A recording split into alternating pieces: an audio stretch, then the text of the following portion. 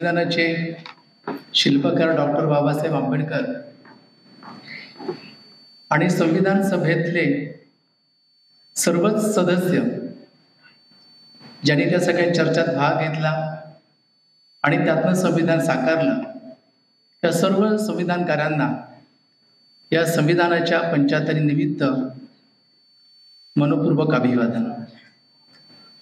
आजच्या या कार्यक्रमाला मला इथे जे पाचारण केलंय ती ही जी संस्था आहे त्याचं प्रचंड असं जे काही मोठं रूप आहे ते मला इथं पाहायला मिळालं.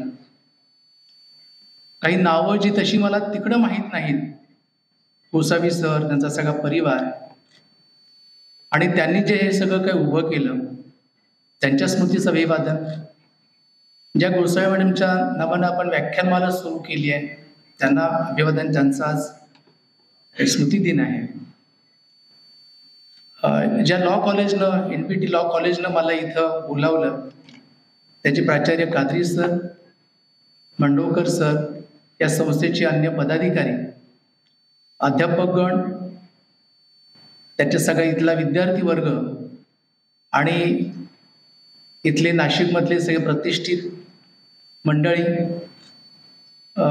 जी माझी स्नेही मंडळी आहेत, की आमचे ज्येष्ठ सहकारी आहेत ते इथं दिसत आहेत मला मंडळी, आपल्या सगळ्यांना या संविधान दिनाच्या आणि संविधानाला 75 सुरू झाली आहे या 26 तारखेपासून, त्याच्या तुम्हाला मनपूर्वक शुभेच्छा. तुमच्याशी जेव्हा बोलण्याचा मला हा जो विषय मी सुचवला की मी हा विषय इथे घेतो. तुम्ही इथे लॉ कॉलेजचेच मुख्य प्रामुख्यानं मंडळी आहात आणि बाहेरची सगळी मंडळी आहेत, तर मी तो तोल ठेवून मी त्याच्याप्रमाणे मी बोलणार आहे की लॉ कॉलेजचे म्हणजे त्यांना सगळं माहिती आहे आणि जे लॉ कॉलेजचे नाहीत त्यांना जणू काहीच माहिती नाही असं काही मी धरून चालणार नाही आहे. तर त्या दृष्टीनं मी त्यातनं बोलतोय. पण मला जो बोलण्याचा जो भाग जो आहे, किंबहुना आम्ही जे या संविधानाच्या प्रचार प्रसाराच्या ज्या चळवळीत उतरलो ते त्यातले तपशील सांगण्यासाठी नाही, तर त्यातला विचार सांगण्यासाठी. आणि डॉक्टर बाबासाहेब आंबेडकरांचंच एक मी अवतरण, त्यांचं एक म्हणणं इथे सांगतो. पुण्याला रानडेंच्या न्यायमूर्ती रानडेंच्या जन्मशताब्दीच्या निमित्तानं बाबासाहेबांचं व्याख्यान ठेवलं होतं आणि त्या व्याख्यानात त्यांनी ज्या गोष्टी मांडल्या त्याच्यात त्यांनी एक असं म्हणणं मांडलं की माणूस मरतो तसा विचार आता आपल्या मनात असतं अमर असतो, तेव्हा नाही, विचारही मरतो. जसं एखादं रोप त्याला पाणी दिलं नाही, त्याची जोपासना केली नाही तर ते मरतं, तसंच विचारांचं आहे. विचार हा केवळ पुस्तकात राहून चालत नाही, तर तो लोकांच्या मनात रुजावा लागतो. काळाप्रमाणे जे काही बदल होत असतात त्याच्याशी अनुकूल असं भाष्य करावं लागतं, तरच तो विचार जिवंत राहतो. आता हा संविधान हा एक विचार आहे आणि संविधानातला जो विचार आहे, जे त्यातलं जे तत्वज्ञान आहे, ते जर आमच्या लक्षात राहायचं असेल तर ते आमच्या मनात रुजायला हवं. तर संविधान केवळ एक पवित्र ग्रंथ करून चालणार नाही. आता ह्या वर्षी अनेक ठिकाणी त्याच्याबद्दल खूप गोष्टी होतील, त्याला अभिवादन करणं, यात्रा निघतात, आम्ही काढतो संविधान दिनाची. तर संविधान हा एक केवळ पवित्र ग्रंथ करून एकदा टाकलं की अगदी का अशा रभाषेत बोलायचं तर त्याचा मुर्दा पडला म्हणून समजा. तर संविधान हे आपल्या मनात रुजणं गरजेचं आहे आणि म्हणून संविधानातला जो विचार आहे, त्यातलं जे तत्वज्ञान आहे, ते आम्हाला जेवढं कळलंय किंवा जसजसं कळतं तसतसं लोकांना सांगावं, असा एक आम्ही उपक्रम सुरू केलेला आहे. त्याचाच एक भाग म्हणून मी आज तुमच्या समोर इथं बोलणार आहे. एक दुसरं पुन्हा बाबासाहेबांना जो प्रिय असलेले विचार मांडतो मी आणि मग पुढे आपण जाऊ. व्हॉल्टेअर हा जो थोर विचारवंत होऊन गेला, त्याचं चरित्र जिने लिहिलं ती व्हॉल्टेअरच्या जीवनाचं काही तत्वज्ञान सांगताना असं म्हणते की मला तुझा विचार अमान्य आहे, तुझं मला म्हणणं मान्य नाही, पण तुला ते म्हणणं मांडू नये असं कोण जर म्हणत असेल तर त्याला मी विरोध करेन. आणि बाबासाहेबांना हे विधान प्रिय होतं. ते लोकशाहीचे आत्यंतिक निष्ठावंत पाईक होते की माझा विचार आहे, तुमचा विचार आहे, तो तुमचा विचार तुम्हाला मांडायला पूर्ण अवकाश मिळणं आणि मग त्यातलं जर मला काही पटलं तर ते मी स्वीकारणं, काही गोष्टी न समजल्या असतील तर त्या मी समजून घेणं आणि मला जो पटलेला भाग नसेल तर त्याच्याबद्दल मी नकार नोंदवणं, पटलं नाही म्हणणं किंवा टीका करणं, खूपच मला ते निषेधार्ह वाटलं तर त्याचा निषेध करणं हाही मला अधिकार आहे. पण म्हणून मी समोरच्याचा गळा दाबेन, त्याला बोलू देणार नाही किंवा हिंसेवरती उतरेन हे चालणार नाही. आणि आपल्या संविधानाचं जे सामर्थ्य जे आहे ते मुळात यात आहे. संविधानाच्या या सामर्थ्याची प्रचिती आपल्याला कुठं येते, कशी येते? हा देश 75 वर्ष टिकला हीच मोठी प्रचिती आहे. इंग्रजांचं इथं राज्य होतं आपल्या अवतीभोवती, म्हणजे इंग्रजांचा तर सूर्यच मावळत नव्हता ना, असे तितकं जगभर त्यांचं राज्य स्थापित झालेलं होतं. भारतीय उपखंडाच्या आसपास जे देश आपण पाहतो, तिकडे श्रीलंका आहे, ब्रह्मदेश म्हणजे म्यानमार आताचा, इकडे नेपाळ आहे. ही जर आपल्या आसपासची जर आपण जर काय राष्ट्र जर पाहिली, पाकिस्तान जो आपल्यापासून वेगळा झाला ती जर पाहिली तर ही सगळे जे देश आहेत ते आपल्या बरोबरीनं स्वतंत्र झालेले आहेत. ते छोटे देश आहेत, तिथं एखादीच भाषा आहे, एखादा धर्म तिथे प्रामुख्यानं आहे, तिथली संस्कृती त्या अर्थानं एकसाची पद्धतीची आहे. मग तरीही त्या देशात काय चाललंय आता? म्यानमार अगदी ज्याला बुद्धाचा देश किंवा तिथे बौद्ध धर्म हा तिथे मुख्य धर्म आहे, पण तिथले भिक्खू ज्या रीतीनं हिंसेवरती उतरतात, तिथल्या रोहिंग्यांची ज्या रीतीने कत्तल त्यांनी केली, आणि त्याही आधी लष्कराच्या हातात तो देश आहे. ऑंग सुकीचं आंदोलन तिथे मोठं झालं, त्या काही काळ होत्या, पुन्हा आता त्या म्हणजे बाहेर आहेत, तिथे लोकशाही टिकली आहे. श्रीलंका देश राहील की नाही अशा स्थितीत आहे आज. नेपाळ जिथे राजाशाही होती आणि धर्मावरती आधारित असलेलं जे राष्ट्र जे होतं ते त्यांनी बदललं, त्यांची घटना आता सेक्युलर आहे. पण तिथं पुन्हा राजाशाहीला मानणाऱ्या आणि एका धर्माचं राज्य असावं म्हणणाऱ्या लोकांनी पुन्हा तिथे एक उचल खाल्ली आहे, त्यांची निदर्शनं तिथं होत आहेत. मग हे आसपास सगळी इतकी अस्वस्थता भरून राहिलेली असताना भारत हे जो प्रचंड असा 3,500 किलोमीटर, आता राहुल गांधी जेव्हा चालत गेल्यानंतरच आपल्याला जे काही त्याचं सतत जे आपण चाललं होतं त्यामुळे आपल्याला त्यातनं जे कळलं आणखीन त्यातले जे पैलू, तर हा जो वेगळ्या भाषा, विविध धर्म, विविध पेहराव असा इतका प्रचंड वैविध्यानं नटलेला असा जो काही देश आहे, हा एक कसा राहिला? की हा एका धर्मावरती आधारित हे राष्ट्र नाही, इथली एक संस्कृती ज्याला म्हणतात त्या अर्थानं नाही. अनेक विचार इथं प्रकट झालेले आहेत आणि आजही सगळे होत आहेत. तरी आपण आज मतदानानं सरकार बदलतोय. पाकिस्तान तसं नाही राहिलं ना. आमच्यापासून पाकिस्तान वेगळा झाला, एक धर्म, एक भाषा. पाकिस्तान ताबडतोबीनं फुटला, बांगलादेश वेगळा झाला तयार. आणि जो काय झाला पाकिस्तान तो आज स्थिर नाहीये, लोकशाही नाहीये तिथं, आणि त्यांचा विकासही होत नाहीये. अशा वेळेला भारतामध्ये हे जे काय सगळं आपण अजूनही मतदानानं सगळं जे बदलतोय, लोकशाही इथे आहे, अजूनही इथे टीकेला अनुमती आहे, आपण आपली विचार मुक्तपणाने प्रकट करू शकतोय. हे सगळं आपलं संविधानाचं सामर्थ्य आहे. आणि संविधान मानण्याची प्रवृत्ती, वृत्ती इथं जी काही आपल्या सगळ्या महामानवांनी जी लोकांच्या मध्ये रुजवली, त्यामुळे एक संविधानवाद मानणं आणि त्या रीतीनं जाणं हे आपल्याकडे आतापर्यंत तरी चाललेलं होतं. पुढे काय होणार आहे ठाऊक नाही, त्याच्याबद्दल मला चिंता आहे, आपल्यातल्या अनेकांना चिंता असू शकते.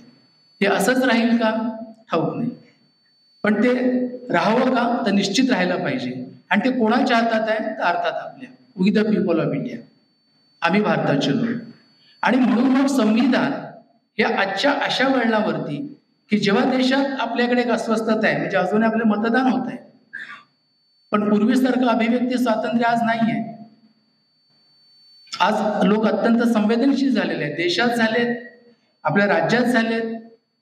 त्याच्यामागे अनेक रीतीचे गैरसमज आहेत, अनेक रीतीच्या अस्मिता, ज्याला संकुचित म्हणू, त्या उफाळलेल्या आहेत. अशा वातावरणामध्ये आपण आपल्या पूर्वसुरांनी जे संविधान दिलं, जी मूल्ये त्याच्यामध्ये त्यांनी नमूद केलेली आहेत, त्याचं जागरण हे आज अत्यंत आवश्यक बनून चालतं. किंबहुना इंग्रजांच्या विरोधातला जो लढा आपला साम्राज्यवादाच्या विरोधातला झाला, त्याच रीतीचा लढा संविधान लोकांना समजून सांगणं आणि या संविधानावरचे हल्ले परतवून लावणं, हा संघर्ष हा त्याच तोडीच आपल्याला करावा लागेल आणि तो बराच काळ करावा लागेल.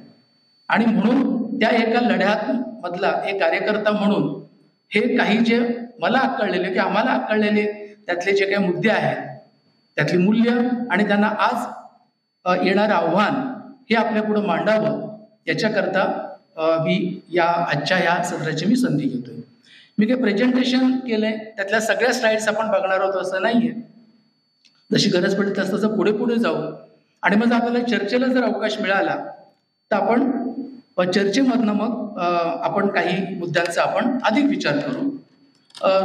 अर्थात त्यांची सगळ्या तुमच्या प्रश्नांची उत्तरं मी देईन असा काय माझा दावा नाहीये, पण प्रश्न पडला तर त्यातनं माझंही शिक्षण व्हायला मदत होईल, आपण उत्तरं शोधू आणखी. तेव्हा मी आता प्रेझेंटेशनच्या साह्यानं आपल्याशी थोडा बोलण्याचा प्रयत्न करतो. नेक्स्ट. हे सगळं तुटलेलं का होतं? तुम्ही कशात ओपन केलंय? एक्सप्लोरर मध्ये? हा, पॉवर पॉईंट मध्ये नका करू, एक्सप्लोरर मध्ये करा. पीडीएफ फाईल आहे ना ती. हा, कारण काय, म्हणजे एक्सप्लोरर आपल्या विंडोजचा एक्सप्लोरर आहे ना, त्याचं जर केलं ना, संविधान आपण जे काय म्हणतो, हे जे संविधान जे आत्ताचं आहे त्याला आपण विचारलं तर समजा की ती देश चालवायची नियमावली आहे. आता ही जी नियमावली आहे ती जुन्या काळात पण असणारच ना, राजांच्या काळात सुद्धा. अगदी सम्राट अशोकाच्या काळात असेल, अकबराच्या असेल, शिवाजी महाराजांच्या असेल, जे महान राजे होऊन गेले, त्यांच्याबद्दल कोणाचे दुसरे काही विवाद नाहीये, त्यांच्या काळात असणार आहे. पण मग त्यांची नियमावली आणि आजची नियमावली यात फरक काय? तर ती राजांनी केलेली किंवा त्यांच्या सल्लागारांच्या साह्यानं त्यांनी केलेली नियमावली आहे. आजची नियमावली ही जनतेनं केलेली आहे. जनतेतनं प्रतिनिधी निवडून गेलेत, त्यांची संविधान सभा तयार झाली आणि त्यांनी ती केली आहे. ही लोकशाही. राजाचा मुलगा राजा अशी वंश परंपरागत जो काही काळ आहे, त्या काळात त्यांना राज्य चालवायला काहीतरी नियमावली हवीच होती, असणारच आहे त्यावेळेला. पण आत्ताची जी आहे ती लोकांनी तयार केलेली अशी ही नियमावली. त्यामुळे आपल्या संविधानकारांचं म्हणणं त्याबद्दल सरळ असं आहे. म्हणजे तुम्ही आता आपली उद्देशिका जर तुम्ही पाहिलीत, इथे आपण बघू की आम्ही भारताचे लोक, त्या आम्ही भारताच्या लोकांच्या मध्ये अमक्या अमक्यांना केलेलं हे संविधान ते आम्ही स्वतःला अर्पण करतोय असं नाही म्हटलंय. आम्ही भारताचे लोक जो काही संकल्प करतोय ते, आणि या संविधान दिवशी आम्ही ते स्वतःला अर्पण करतोय, अधिनियमित करतोय, स्वीकृत करतोय वगैरे. आता याच्यामध्ये हे जनतेनं स्वतः स्वीकारलेलं आणि स्वतःला अर्पण केलेलं असं हे संविधान आहे. ते कुणी तज्ज्ञांनी केलंय का? केलंय, पण ते तज्ज्ञ जनतेचे प्रतिनिधी होते. म्हणजे संविधानाच्या काळामध्ये जेव्हा ते सगळं सुरू होतं तर असा एक प्रश्न होता की आपण विद्वानांच्याकडनं का करू नये, आणि त्याला BN राव नावाचे विद्वान तिथे होते आणि त्यांनी त्याचा पहिला ड्राफ्ट अत्यंत श्रमपूर्वक केलेला होता. पण आपल्याकडे असं ठरलं होतं, काहींचं म्हणणं होतं की त्यांच्याच हस्ते पुढचं करूया ना, पण आपलं असं ठरलं होतं की नाही, विद्वान कितीही असला तरी तो जनतेतनं जर निवडलेला असला तर तोच ते संविधान करणार. आणि म्हणून विद्वानांचा सहाय्य जरूर घेतला पण आपण जनतेमधून निवडून आलेल्या, राजकीय प्रक्रियेतनं निवडून आलेल्या लोकांनी आपलं संविधान केले. म्हणजे बाबासाहेब आंबेडकर जे काही जागतिक कायदेतज्ञ होते हे तर अगदी सुविदित होतं, पण म्हणून त्यांच्याकडे नाही आली ती जबाबदारी. ते तर त्यांचं वैशिष्ट्य होतच, पण ते निवडून आलेले होते, राजकीय प्रक्रियेतनं निवडून आलेले होते, आणि राजकीय प्रक्रियेतनं आलेल्या लोकांच्याकडनं आपण संविधान करायचं असं आपलं ठरलं होतं. आणि हा खूप महत्वाचा निर्णय आहे त्या काळातला याला झालेला. आणि हे संविधान आपलं जे काही आपण तयार केलं, हे संविधान केवळ देशाची नियमावली नाही. आपण ज्या उद्देशिकेचा उल्लेख केला, प्रियांबल किंवा प्रास्ताविका, त्या प्रास्ताविकेत जे आहे ते काय, ती काय नियमावली आहे. आम्ही भारताचे लोक, भारताचे सार्वभौम, समाजवादी किंवा सॉव्हरेन, सेक्युलर किंवा सोशलिस्ट रिपब्लिक असं जे आम्ही जे काय म्हणतो ती काय, तर त्यातला सोशलिझम असेल, त्यातली डेमोक्रेसी असेल, त्यातली काय सेक्युलरिझम असेल, ही सगळी मूल्य आहे. पुढे न्याय आहे, स्वातंत्र्य आहे, समता आहे, बंधुता आहे, ही मूल्य आहे. म्हणजे ही जी मूल्य ही त्या संविधानात आहेत. आणि हे आमचा देश आम्ही कसा चालवणार आहोत त्याचं स्वरूप आहे त्याच्यात. दुसरीकडे आम्ही जनतेच्या मध्ये आम्ही स्वातंत्र्य मिळवणार आहोत, बंधुता आहे, न्याय प्रस्थापित करणार आहोत, आणि आम्ही काय रीतीने जाणार आहोत पुढे, असा आमच्या एक विकासाचा आराखडा संविधानात आहे, एक संकल्प आहे. त्यामुळे आपल्या संविधानाबद्दल असं म्हणता येतं की ही देश चालवायची राज्यकारभाराची एक नियमावली जरूर आहे, पण त्याचबरोबर आमचं सार्वजनिक आणि राजकीय जीवन कसं चालणार आहे त्याची मूल्य याच्यात आहेत. आणि आमचं भविष्य, आमचा विकास काय रीतीने होणार आहे त्याचा आराखडा याच्यात आहे. असं हे आमचं संविधान आहे. आता पुढचा प्रश्न असा त्याच्यातला येतो की हे जे संविधान आमचं जे आहे हे आम्ही का समजून घ्यायचंय. खूप अशा बाबत प्रश्न मी करतोय त्याला की का आम्ही समजून घ्यायचंय. हे तर कायदेतज्ञांनी समजून घ्यावं, वकिलांनी समजून घ्यावं नाही. कारण जसं उद्देशिकेमध्ये म्हणतो की आम्ही भारताचे लोक, याच्यात आम्ही सांगितलं की या देशाचे मालक कोण, तर आम्ही आहोत, जनता आहे. मग जी जनता जी मालक आहे तिनं हा कारभार चालवायसाठी जे प्रतिनिधी नेमलेत ते त्याप्रमाणे व्यवहार करतायत की नाही, हे लक्ष कसं ते ठेवणार.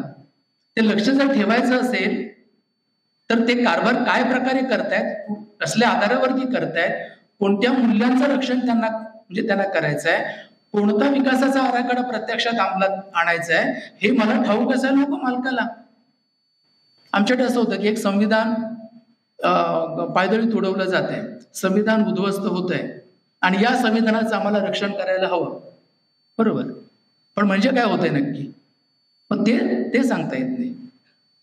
म्हणजे ते असं की पोलिसात गेलं, आमच्या घरी चोरी झाली आहे, पोलिसांनी विचारले की ठीक आहे चोरी झाली, काय चोरीला गेले सांगा, ते ठाऊक नाही.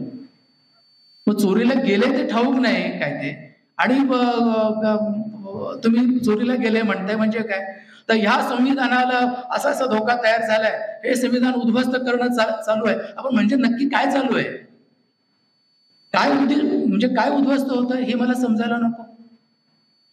आपण बघा की आपण प्रत्येक जण जो काही पोटा पाण्यासाठी जो काही व्यवसाय करतो त्याचं काहीतरी प्रशिक्षण आपल्याला घ्यावं लागतं ना. आम्ही समजा मी शिक्षक होतो, शिक्षकांना डीएड काहीतरी करावं लागतं. असं कुठल्या वेगवेगळ्या व्यवसायातल्या लोकांना त्यांचं काहीतरी प्रशिक्षण घ्यायला लागतं. मग जे आम्ही देशाचे मालक आहोत, जनता माझे नागरिक आहोत, मग माझा देश कसा चालतोय, कसा चालवायचा आहे त्याचं किमान प्रशिक्षण मला नको. मग ज्या संविधानावरती हा देश चालतोय ते संविधान किमान समजून घेणं ही माझ्या नागरिकत्वाची पूर्वअट आहे. पण म्हणून 395 कलम समजून घ्यायला हवीत का, गरज नाही. त्यातले सगळे मूलभूत अधिकार, सगळी मार्गदर्शक सूत्र, सगळी कर्तव्य किंवा आणखीन काय राज्य संघराज्य त्यांचे संबंध, हे सगळं बारकाईने सगळं समजून घ्यायला हवंय का, ते जरूर ज्यांना फुरसत असेल त्यांनी घ्यावं किंवा त्या क्षेत्रातल्या लोकांनी ते अधिक समजून घ्यावं. पण किमान मी त्यातलं तत्वज्ञान, त्याचा विचार, त्याचा आधार काय तो तरी मी किमान समजून घ्यायला पाहिजे. आणि मग हा मी कसा समजून घेणार, तर त्याच्याकरता आपल्याकडे बाबासाहेबांनी आपल्या हातात जे साधन दिले ते म्हणजे संविधानाची उद्देशिका. ओके, हा ठीक आहे. नेक्स्ट पुढची घ्या, नेक्स्ट. त्यामुळे मला किमान जे काही कौशल्य इतर व्यवसायांच्यासाठी लागतं ते मला किमान संविधानाच्या काही बाबी मला समजून घ्यायला पाहिजेत. मग त्याच्यासाठी आपल्याकडे एक सोपा जो मार्ग जो बाबासाहेबांनी आपल्याला दिलाय तो म्हणजे आहे उद्देशिका, प्रास्ताविका. ती जर तुम्ही बघितली, त्यात आपण बघू, ते सगळं म्हणून फक्त एकच वाक्य आहे. आणि त्या एका वाक्यात जे शब्द आहेत, ती मूल्य आहेत किंवा संकल्पना आहेत, किंवा तेवढ्या बाबी आम्ही जर काही समजून घेतल्या आणि त्या इतरांना जर काही समजावून सांगितल्या, तर आज तेवढं आपल्याला पुरेसं आहे. या उद्देशिकेचे अनेक लोकांनी अनेक प्रकारे वर्णन केलेलं आहे, की हा संविधान सभेत वर्णन केलंय, संविधान सभेच्या बाहेर केलेलं आहे, की हे उद्देशिका ही संविधानाचा चबुत्र आहे, हे संविधानाचं तत्वज्ञान आहे. नानी फालकेवाल्यांसारख्या आणखी थोर विधी तज्ज्ञांनी हे आमच्या संविधानाचं आय कार्ड आहे, ओळखपत्र आहे, अशा रीतीने त्याचं वर्णन केलेलं आहे. तेव्हा अशी जी काही उद्देशिका जी आहे, ती जर आम्ही समजून घेतली, की ज्या सगळ्या माध्यमातल्या पुस्तकांच्या मध्ये, शाळांच्या मधनं ते सुरुवातीला छापलेलं असतं. मग तेवढं मी समजून घेणं आणि इतरांना समजावून सांगणं, हे आपण सहज करू शकणारी गोष्ट असते. आणि या रीतीनं मी स्वतः संविधान साक्षर होणं आणि इतरांना संविधान साक्षर करणं, केवळ उद्देशिका समजून सांगण्याच्या रीतीने आपण गेलो तर ते मोठं काम आपण या वर्षामध्ये करू शकू असं मला वाटतंय. नेक्स्ट, आपलं जे संविधान जे आहे त्याच्यावरती एक असा आरोप आहे की हे पाश्चात्य पद्धतीचं आहे. याच्यात भारतीय काही नाहीच आहे. भारतातल्या थोर अशा काही म्हणजे स्मृतींचं त्याच्यामध्ये वर्णन, त्याच्यातली तत्वच याच्यात नाहीयेत आणि म्हणून त्याला आम्ही मानत नाही, अशाही काही मंडळींनी त्याच्यावरती टीका केलेल्या. त्याच वेळेस संविधान 26 नोव्हेंबरला तयार झालं आणि 30 जानेवारीलाच त्यांनी आपल्या मुखपत्रामध्ये याबद्दलची टीका केलेली. आता याच्याबद्दल संविधानकारांची भूमिका जी होती ती सरळ स्पष्ट आहे. तेव्हापासून आम्ही संविधानामध्ये जे जे चांगलं आहे, आमच्या देशातलं असेल, बाहेरच्या देशातलं असेल, अखिल मानवजातीचं असेल, ते सगळं आम्ही याच्यात घेतलंय. एक साधी रीत तुम्ही लक्षात घ्या ना. मी समजा मी जो पोशाख आता घालतोय किंवा तुम्ही जे घालतात किंवा जे तुम्ही वावरतात, यातल्या किती गोष्टी फक्त इथंच होत्या किंवा तुम्हीच केलेल्या. आता मी मोबाईल माझा कुठलाही जरी असला तरी तो चीनमध्ये तयार झालेला आहे. कुठच्याच गोष्टी अशा होत नाहीत. तेव्हा आपण जगभरच्या मानवजातीनं जे जे केलेलं आहे त्यातलं जे जे आम्हाला उपयुक्त आहे ते आम्ही घेत असतो. तीच बाब आम्ही संविधानात केली. आम्ही एका बाजूला जसे विहीर आहे आणि विहिरीमध्ये अनेक झरे असतात, तसे आम्ही संविधानामध्ये अनेक झऱ्यातनं आम्ही बाबी घेतल्यात. एक म्हणजे आमची प्राचीन संस्कृती आहे, त्यातल्या काही बाबी आम्ही घेतल्यात. आमच्याकडे वेदांच्या काळात आणि वेदांच्या नंतर खूप वैचारिक संघर्ष आहे. वेदामधला पहिला उद्गार आहे की हे सगळी सृष्टी कशी तयार झाली आहे आणि त्याबद्दलचे अचंबित करणारे असे प्रश्न जसे एक लहान बालकाला पडतात तसे पडलेले आहेत. पंडित जवाहरलाल नेहरूंच्या भारतीय खोज जी मालिका आहे त्याचं टायटल सॉन्ग आहे ना ते, की सृष्टी से पहिले सत नाही था असत भी नाही. आणि हे सगळी ही सृष्टी कोणी तयार केली आहे, तर ती परमेश्वराने केली असावी. मग एक प्रश्न विचारतो की मग परमेश्वराने केली तर त्याला कोणी तयार केला? ठाऊक नाही. वो अध्यक्ष बना रहता, ऊंचे आसमान में रहता है, उसको पता नहीं, पता नहीं, पता नहीं, पता ठाऊक नाही. त्यालाही माहित असेल की नाही त्याचं. तेव्हा अशा रीतीचं तिथे सोडल्यानंतर पुढे तथागत गौतम बुद्ध उभे राहतात. पुढच्या काळात ते वेदांच्या मधल्या यज्ञ यागाला आणि पशुहत्येला विरोध करतायत आणि ते म्हणतात की पृथ्वीची सृष्टी कशी तयार झाली. एकदा ते त्या चर्चेत पडत नाहीत फारसे, पण अगदी खोल त्यांना विचारल्यानंतर ते म्हणतात हे विकसित पावले, कोणी निर्माण केलेलं नाहीये. आता ते विज्ञानाने सिद्ध केलं की कोणी निर्माण केलेलं नाही, तर ते विकसित पावलेलं आहे. स्टीफन हॉकिंगने आता जो मध्ये बिग बँगचा जो त्यांनी प्रयोग केला, जगातले सगळ्याचे शास्त्रज्ञ एकत्र आले, त्यातनं झालं की हे कोणी या सृष्टीचा निर्माण करता कोणी ईश्वर नाही, काही स्वर्ग नाही, कुठला नरक नाही. तुम्हाला मानायचं असेल मान्यता म्हणून तुम्ही माना, पण विज्ञानाने त्यांनी आता डिक्लेअर करून टाकलंय की असं काही नाहीये त्याच्यात. मुद्दा आत्ताचा की हे जे काही सगळं बुद्धाच्या काळात महावीर, चारवाक, हे जे सगळ्या जे विचारांचा जो एक गलबला किंवा जो काही सगळा संघर्ष होता, ती विचार बहुलता ही आमच्या जुन्या संस्कृतीतलं जे मूल्य आहे ते आम्ही घेतलेले अभिव्यक्ती स्वातंत्र्यामध्ये, आणि हा विचाराचा गलबला चालला. सम्राट अशोकानं, जो स्वतः बौद्ध आहे, ज्याचे वडील बिंदुसार हे वैदिक आहेत, आणि बिंदुसारचे वडील चंद्रगुप्त हे वैदिक चाणक्याचे शिष्य, पण ते आयुष्याच्या अखेरीला ते जैन धर्म घेतात. अशा आजोबा जैन, वडील वैदिक, स्वतः बौद्ध, आणि पुन्हा त्याच्या राण्या घरात म्हणजे त्यांचे आणखीन वेगळे धर्म आहेत. तो बुद्ध धर्माचा प्रचारक आहे सम्राट अशोक. त्यांचे पुत्र महेंद्र आणि संघमित्रा हे राजपाट सोडून भिक्खुणी होतात आणि अनुराधापूरला म्हणजे श्रीलंकेला जातात. प्रचारात तो पुढे कमी नाही की तो स्वतः बौद्ध आहे, पण त्या राज्यामध्ये त्याने बौद्धांचं राज्य नाही केलं. त्या राज्याच्या मध्ये असलेले सर्व संप्रदाय, ते वैदिक असतील, जैन असतील, आणखीन कोणते जे काय सगळे असतील, ते सगळ्यांशी बरोबरीनं सम्राट अशोकानं व्यवहार केलेला आहे.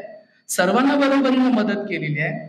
एवढंच नव्हे, त्यांचा जो गिरनारचा जो शिलालेख आहे, त्यातनं जे आपल्याला त्यांचं जे विचार जो कळतो, त्यातनं ते असं सांगतात की प्रत्येकाने म्हणजे डेलिबरेशन्स किंवा तुम्ही वादविवाद करा, धर्माची वादविवाद होतील, एकमेकांच्यावरती टीका टिप्पणी होईल, पण ती एकमेकांचा सन्मान राखून, एकमेकांच्या अवमान करून नाही, आणि एकमेकांचे धर्म मानावेत, असं तो त्याच्यामध्ये म्हणतो. आणि सगळ्यांनी या आपल्या राज्याच्या मध्ये गुणागोविंदानं राहावं.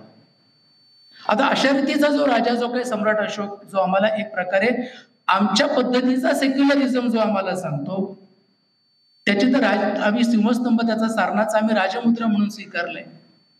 त्याचं बुद्ध धम्म चक्र, अशोक चक्र म्हणून आमच्या तिरंग्यावरती म्हणजे विराजमान आहे. त्याच्या खालचं सत्यमेव जयते हे अशोकाचं नाही, ते उपनिषद हे वेदांच्या नंतरचं जे एक प्रगतिशील वाङ्मय आहे, त्यातलं ते वचन आहे. सत्याचाच अंतिमता विजय होतो. म्हणजे प्राचीन याच्यातली जी चांगली बाब आहे त्या आम्ही त्याच्यामध्ये आमच्याकडे घेतलेल्या आहेत.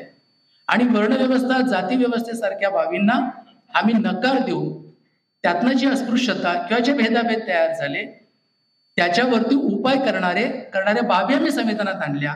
जशा अस्पृश्यता हा गुन्हा आहे असं आम्ही कलम 17 प्रमाणे आम्ही जाहीर केलं. तर या बाबी त्यातनं आल्या. आमच्याकडे प्रचंड मोठा असा स्वातंत्र्याचा संग्राम झाला. या स्वातंत्र्याच्या संग्रामामध्ये आमचा देश इंग्रजांनी ताब्यात घेतला. कोणाकडून? राजांकडून घेतला. पण राजांकडून त्यांनी घेतला आणि त्यांच्याशी आमचा जो संघर्ष झाला, त्यातनं आम्ही आता राजांकडे त्यांनी राज्य सोपवून जायचं नाहीये, तर ते लोकांकडे सोपवायचं आहे. आणि या मधल्या काळात अनेक मूल्य आम्ही पुढे आणली की तुमच्या तिकडे लोकशाही आहे, मग इथं काय? म्हटलं की नाही, लोकशाही पाहिजे, आम्हाला बोलण्याचं स्वातंत्र्य पाहिजे. तुम्ही ज्या रीतीचे कायदे आणलेत, देशद्रोह किंवा त्याला राजद्रोहासारखे, हे आम्हाला नको. आम्हाला आमचं म्हणणं मुक्तपणानं मांडण्याचं स्वातंत्र्य पाहिजे. अशा रीतीच्या सर्व रीतीच्या बाबी ज्या काय पुढे जाणाऱ्या अशा ज्या काय होत्या, ज्या जगातही होत्या, ह्या सगळ्या आमच्या त्या लढ्यामध्ये उत्क्रांत होत होत्या. आपण त्याची जरा पुढे पण जाऊ. त्याच्यात नेक्स्ट इथेच आपण जर बघितलं तर ब्रिटिशांशी आपला जो काही व्यवहार होत होता, आणि ब्रिटिशांकडनं तिकडनं काही शिष्टमंडळी येत होती, आणि आपल्याला ज्या काही एक राजकीय सुधारणांचे एक हप्ते मिळत चालले होते किंवा मंजुरी होत होत्या, त्यातनं एक प्रतिनिधी आपले त्या निर्णय प्रक्रियेत असावेत, अशा काही मागण्या आपल्या सुरुवातीला झाल्या. त्यानंतर बाबासाहेबांनी जी क्रांतिकारक सूचना जी मांडली साऊथबरो कमिशनच्या पुढे 1919ला, ती म्हणजे प्रौढ सार्वत्रिक मतदान हवं. आता हे विधान पूर्वी मलाही कळत नव्हतं, आपल्यातल्या काही ना कदाचित ते कळणार नाही की म्हणजे काय.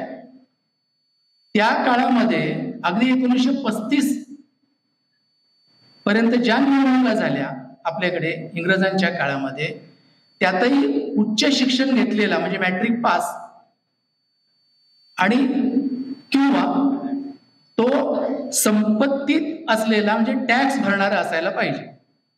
आता उच्च शिक्षण किंवा टॅक्स भरणाऱ्यालाच मतदानाचा अधिकार, अशा देशात 10-15% लोकांनाच तो मताचा अधिकार मिळाला होता. मग याच्यात कुणाला अधिकार मिळालेला नाही?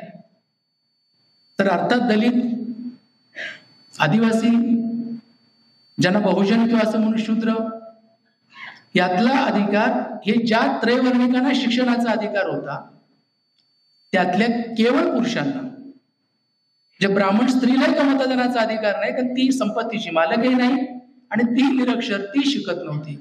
फारच शिक्षणासाठी तिथे झगडा द्यावा लागला अनेक ब्राह्मण स्त्रियांना किंवा उच्चवर्णीय स्त्रियांना. म्हणजे एक प्रचंड मोठा समुदाय हा त्या मतदानापासून वंचितच होता. मग आपल्याला बाबासाहेबांच्या मागणीचं महत्व कळेल की प्रौढ आणि सार्वत्रिक मतदानाचा अधिकार का हवा. तो लगेच आला नाही, तो घटनेतच आला, त्याच्या आधी नाही आला. आमच्याकडे जे लढे व्हायचे स्वातंत्र्याचे, त्या स्वातंत्र्याचे लढे होत असताना राष्ट्रीय सभापतित्वाची काँग्रेस अधिवेशन व्हायची. अधिवेशनाच्या आधी काही कमिट्या नेमल्या जायच्या, अभ्यास व्हायचे. एक आपल्याकडे घटना आपले असायला पाहिजे असे खूप आधीपासून आपल्याकडे चर्चा सुरू झाल्या होत्या. एक घटनेचं प्रारूप मोतीलाल नेहरूंच्या अध्यक्षतेखाली 1928 साली पुढे आलं. पुढे ते कराचीला 31 साली अधिवेशन झालं. त्याच्यामध्ये आपण त्यातल्या बाबी ठराव म्हणून मंजूर केल्या. एक तर मूलभूत अधिकार म्हणून आपण ठराव म्हणून मान्य केले. त्यातला एक असा आहे की प्रत्येकाला उपासनेचं, धर्म पालण्याचं स्वातंत्र्य असेल, मात्र राज्य, शासन धर्माच्या बद्दल तटस्थ असेल. आता हे धर्म स्वातंत्र्याची बाब जी आहे आणि राज्य त्याच्याबद्दल तटस्थ असेल, हा सेक्युलरिझम आहे जो आम्ही घटनेत घेतला. म्हणजे सेक्युलरिझम आमचा काय फक्त या 2 वर्ष 11 महिने 18 दिवसात नाही तयार झाला. त्याची पार्श्वभूमी तिथे आहे. धर्म स्वातंत्र्याला काही अटी आहेत की तिथे सार्वजनिक व्यवस्थेला अडचण पोहोचणार नाही, की तुम्ही मंडप रस्त्यावरती असा टाकणार की सगळ्या गाड्यांना यायला, लोकांना यायला जायला अडचणी नाही जमणार. सार्वजनिक व्यवस्था तुम्ही दहीहंडी आमच्या धर्माचे म्हणून आम्ही किती 7-8 किती थर लावू, नाही चालणार. कारण वरून कोणतरी पडून त्याला इजा होते, आरोग्याला धोका पोचतो, असं धर्मकृत्य चालणार नाही. आणि तिसरी बाब त्यात अशी होती की नैतिकतेला काही जर त्याच्यातनं धक्का लागत असेल तर अशी बाब तुम्हाला धर्म स्वातंत्र्य म्हणून तुम्हाला त्याचं स्वातंत्र्य असणार नाही. आणि या भाग म्हणजे हा एवढा भाग मोतीलाल नेहरूंच्या रिपोर्टमध्ये होता. तेच आम्ही संविधानामध्ये कलम 25 आणलं धर्म स्वातंत्र्याचं. आणि त्याच्यात आणखीन एक बाब आपण असं म्हणतो की या भागातल्या म्हणजे भाग 3 जो संविधानाचा जो मूलभूत अधिकारांचा भाग आहे, त्या कुठल्याही मूलभूत अधिकाऱ्याला धक्का लागेल अशा रीतीचं तुम्हाला धर्म स्वातंत्र्य असणार नाही. या बाबी आम्ही धर्म स्वातंत्र्य, याचा अर्थ असा की धर्माच्या अशा काही बाबींच्या मध्ये सरकारला हस्तक्षेप करण्याची मुभा आहे. इथं राज्य संविधानाचं आहे, धर्माचं नाही. धर्म हा व्यक्तीला अनुपालन करण्याचं स्वातंत्र्य आहे. तुम्ही संस्था करू शकता, संस्था म्हणून तुम्ही त्यातल्या काही बाबी त्यातल्या करू शकता, पण म्हणून तुम्ही असं नाही म्हणू शकत आहे की आमच्या धर्माने हे सांगितले म्हणजे आम्ही हे करायला तयार आहोत, याच्यामध्ये शासनानं पडायचं नाही, असं चालणार नाही. या बाबी आम्ही त्याच्यामध्ये आणल्या. तर ह्या अशा कित्येक बाबी ज्या आहेत ह्या आमच्या आधी विकसित झालेल्या आहेत आमच्या स्वातंत्र्याच्या आंदोलनामध्ये. सामाजिक सुधारणांचं आंदोलन याच काळात होतं आणि समांतर सुरू होतं. थोडं आधी सुरू झालं, म्हणजे इंग्रज आल्या राजा राममोहन राय, महात्मा फुले पासून ते बाबासाहेबांच्या पर्यंत. बाबासाहेबांचं 1927, मी तो भाग काय खूप त्यातनं विस्तारानं बोलत नाही त्याच्या, फक्त त्याच्या मी पार्श्वभूमी सांगायला सांगतो की जणू संविधान असं अचानक आलेलं नाहीये. कुठून तरी परदेशी कुठली तरी कॉपी केली आहे आणि ते कॉपी पेस्ट करून आम्ही संविधान आणलेलं आहे, असं नाही. या मातीतलं आहे ते आणि त्याची मुळं जुन्यापासूनची आहेत आणि त्याला धरून आम्ही पुढची कलम केली आहेत म्हणजे त्याच्यातून. तर आमच्याकडे आम्ही सामाजिक सुधारणांच्या चळवळीमध्ये तसं बाबासाहेबांचा एक लढा 1927 घ्या तुम्ही, 14 तळ्याचा सत्याग्रह. तिथे बाबासाहेबांचा पुतळा आहे. त्या पुतळ्यावरचं तुम्ही जर विधान पाहिलं जे बाबासाहेबांनी त्याला भाषणामध्ये म्हटलं की हा लढा पाण्यासाठी नाहीये केवळ. पाणी काय तुम्ही वेगळी विहीर किंवा वेगळा तलाव वरून पाणी देऊ शकता ना. जिथं कुत्रे मांजरे पाणी पितात, सगळी माणसं पाणी पितात आणि आम्हाला तिथे नाही, हा लढा भेदभावाच्या विरोधात आहे. त्यांचं विधान तिथे असं आहे की हा लढा मानवाच्या मूलभूत अधिकारांसाठी,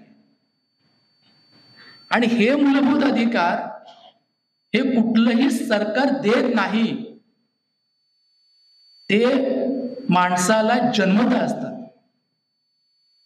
हे अगदी इंग्लंड मधल्या काय 12व्या शतकामधलंच मॅग्ना कार्टामधनं पुढे आलेलं आहे ना. त्यातनं राजाने जो काही आणि जनतेच्या मध्ये जो काही करारनामा जो काही झाला, ते हे अधिकार हे जनतेचे जन्मजात अधिकार आहेत आणि त्याचं शासनानं रक्षण करायचंय. आम्ही म्हणतो आम्हाला हे घटनेने अधिकार दिले, घटनेने अधिकार नाही दिले, ते जन्मजात आहेत. घटनेनं त्याचं रक्षण करण्याची हमी दिली. आता हे एकदा बघितलं की आपल्याला असा प्रश्न होतो की तुम्ही सरकारने आम्हाला हक्क नाही दिले, तुम्ही आमचं या अधिकारांचं रक्षण करणार, आणि सरकार म्हणजे कोण? तर आम्ही निवडून तुम्हाला पाठवणार प्रतिनिधी म्हणून.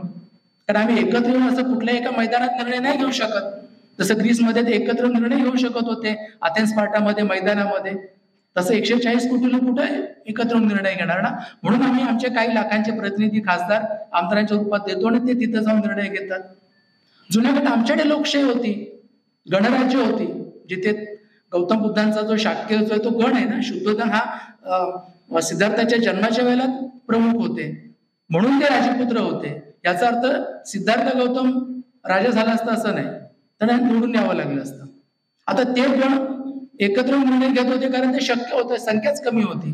आता तसं नाही. म्हणजे आम्ही तुम्हाला सरकार म्हणून जे निवडतो ते तुम्ही आमचे साहेब नाही, आमचे तुम्ही प्रतिनिधी आहात. माणूस म्हणून किंमत तुम्ही आमची एक आहे. पण ही किंमत आपल्याकडे विसरली जाते आणि आम्ही भारताचे लोक ऐवजी आम्ही मतदान केलं की ते आमचे साहेब होऊन जातात किंवा ते आमचे मालक होतात.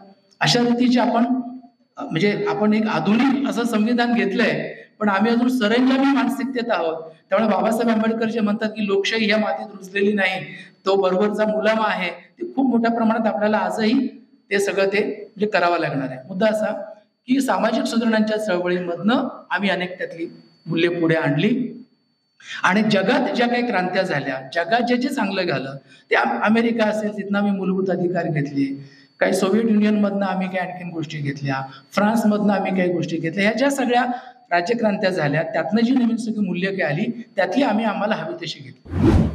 आमचं सेक्युलरिझम अमेरिकेच्या पद्धतीचा नाही. अमेरिका म्हणते की तुम्ही चर्च किंवा तुमची प्रार्थना स्थळ त्याच्यात तुम्हाला प्रवेश असेल नसेल हा तुमचा आणि तुम्ही धर्म तुमचा तुम्ही बघून घ्या, रस्त्यावरती आलात की संविधान आमचं लागू. आपण तसं नाही म्हणत. इथे त्या त्या धर्मातल्या लोकांनी मागणी केली, स्त्रियांनी मागणी केली की पुरुषांच्या बरोबरीनं आम्हाला तिथे स्थान नाही, तर तिथे सरकार हस्तक्षेप करणार. अशा रीतीचा आपला सेक्युलरिझम आहे. फ्रान्स सारखा आपला सेक्युलर त्यांच्यासारखी नाही की शाळा किंवा सरकारी याच्यात कुठल्या की या जागी तुम्ही ना तुम्ही हिजाब करायचा, ना तुम्ही कुर्बान बाळगायचा, ना तुम्ही म्हणजे पगडी घालू शकत. आपल्याकडे लवचिकता आहे त्याला. तर अशा एक वेगळ्या प्रकारचा सेक्युलरिझम हा आमच्या मातीतला, आमच्या सगळ्या इथल्या संस्कृतीशी जुळणारा असा आम्ही त्याच्यामध्ये घेतलेला आहे. तर जगातलं जे जे सगळं आहे ते घेत असताना आम्हाला अनुकूल पद्धतीनं जे त्यातलं आवश्यक आहे ते करून अशी आम्ही एक जगातली एक सगळ्यात मोठी अशी आम्ही संविधान केलं.